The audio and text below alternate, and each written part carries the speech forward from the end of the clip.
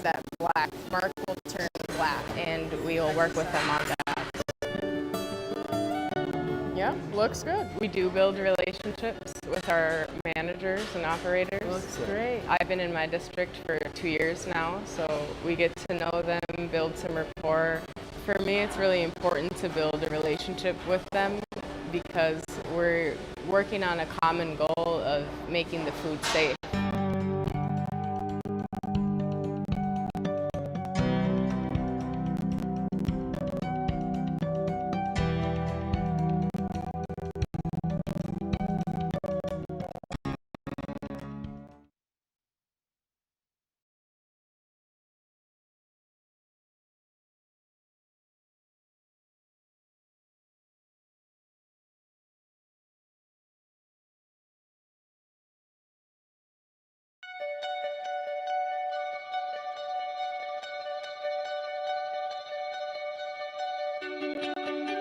The city of Minneapolis is a leader at addressing climate change on a local level. We are committed to incorporating new, effective, and proven approaches. One emerging approach is to remove carbon from the air using biochar.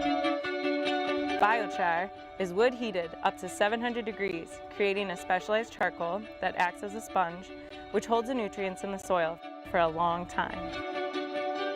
Biochar's rich compost pulls carbon out of the air and into the soil, where it restores soil health, increases plant growth, and makes plants more resistant to drought. The Shakopee Mdewakanton Sioux community is partnering with Minneapolis by adding biochar to their compost that will be used for their landscape projects and community gardens. The city of Minneapolis is serious not only about reducing the emissions that cause climate change, but also preparing for the effects of climate change. And biochar is one of the strategies that help us do both.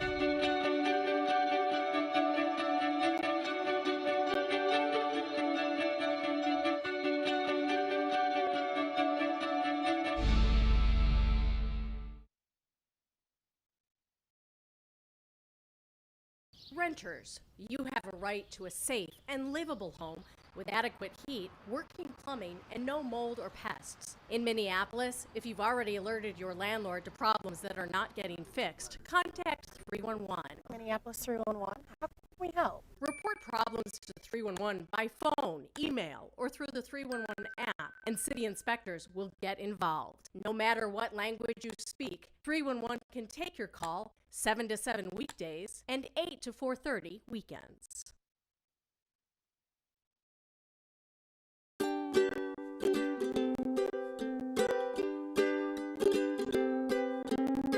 Welcome to business licensing. Our renewal process has become faster and easier, leaving you more time to run your business. All businesses need to renew their business licenses annually. Look at your license certificate to find out when it expires.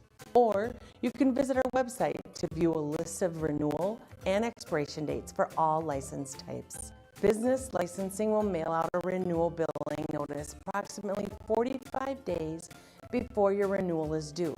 Most licensees will only need to verify the information on the bill. If there are no changes, sign it and pay the amount due. Now let's go step by step through a renewal form.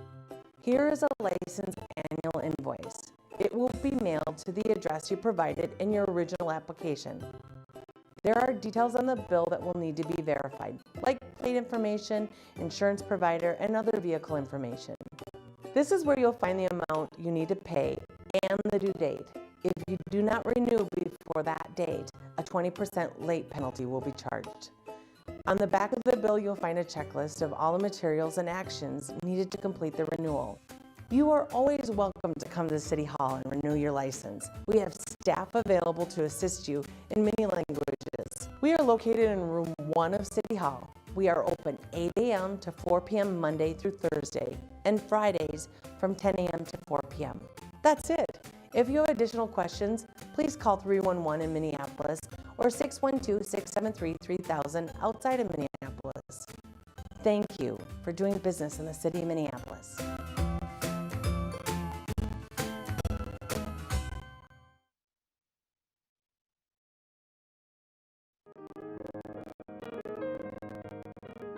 Whether you own a home or rent, there are some things you should do right now to help make sure you're safe. How long has it been since you've tested your smoke detector? Does it need a new battery? The same goes for carbon monoxide detectors.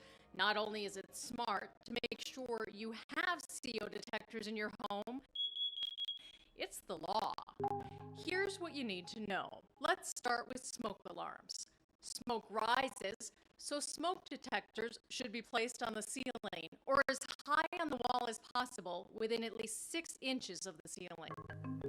Have at least one smoke alarm in each bedroom, outside each separate sleeping area, and on every level of your home, including the basement. And make sure you test those smoke alarms every month and replace the batteries at least twice a year. You might not think carbon monoxide is a big threat since you can't see it, but CO poisoning is blamed for about 2,000 deaths every year in the U.S. So make sure you have a CO detector within 10 feet of every sleeping area and at least one on every level of your home. That's the law. CO can become trapped in your home when your furnace malfunctions, so get your furnace checked every year by calling your energy provider. Correctly installed and maintained CO and smoke alarms can save lives.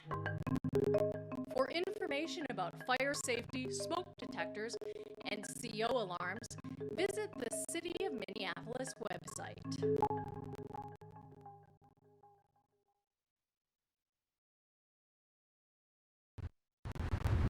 Minneapolis has more than 1,000 miles of city streets. They're for driving, of course, but whenever there's enough room, the city also allows parking along the curb. If you're heading to a restaurant or store, you can often find a place nearby where on-street parking is allowed. And when you don't have a driveway or a parking lot, on-street parking can make it a little easier and more convenient to park. But before you stop your car, look for signs that tell you if you can park there and when. Parking is not permitted along some city streets and is only permitted at certain times of days on others. In downtown, uptown, and other parts of town, you'll find metered spaces with individual space numbers. To pay for parking, enter your parking space number in one of the pay stations. Once you enter your space number, the pay station will tell you how much it costs to park. Select the amount of time you want to park. That's done in increments of 25 cents, $1, or $2. For some metered spaces, parking is not allowed at certain times of the day. The pay station will only let you pay for time when parking is permitted, and you can't exceed the maximum time allowed at a space. To pay for time at a space, you can use Visa or MasterCard, quarters, or dollar coins.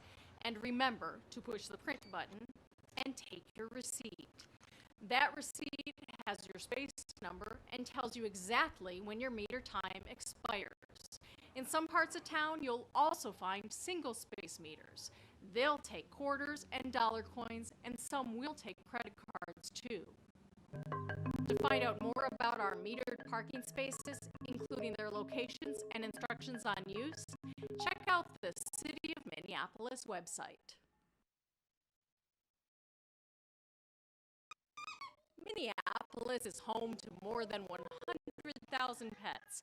And with plenty of trails, sidewalks, and dog parks, there are lots of outdoor places to enjoy time with your four-legged friend. And when you're out and about, remember to be a responsible pet owner. Here are 3 simple things you can do. Make sure your pet is on a leash. Even if it's well behaved, your pet could become provoked by another animal or a loud noise and get away from you.